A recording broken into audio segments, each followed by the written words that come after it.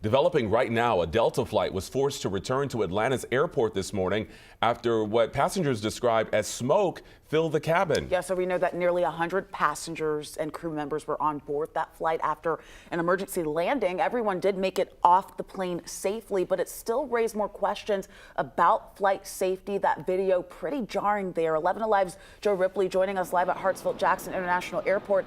So, Joe, you actually spoke with the passenger who was on board that flight. How are they doing right now?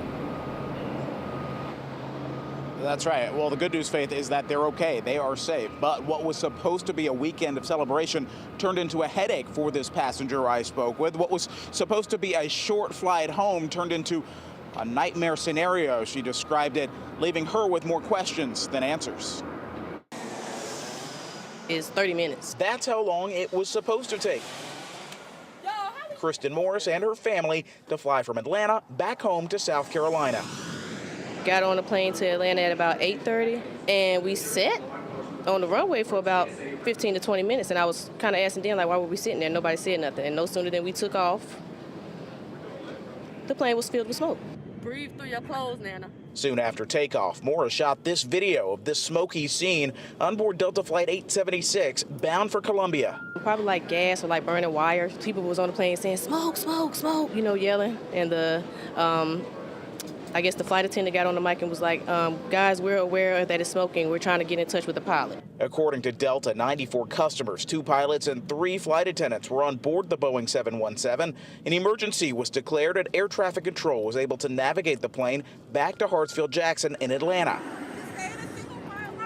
Everyone had to evacuate the plane using slides. A bad smell and experience leaving a bitter taste in passengers' mouths. It's not something that you want to investigate at 10,000 feet. Aviation expert Alan Armstrong says the pilots were right to conduct an emergency landing, and with so many moving parts, it was best to do it sooner rather than later.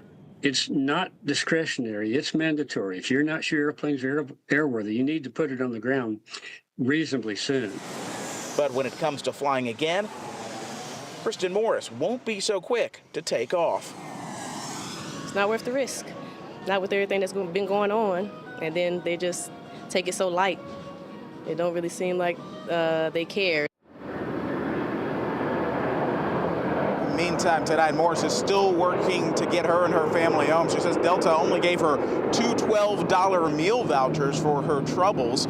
She got back to me not too long ago and said she ended up booking an Uber nearly 4 hours back to Orangeburg, where she calls home.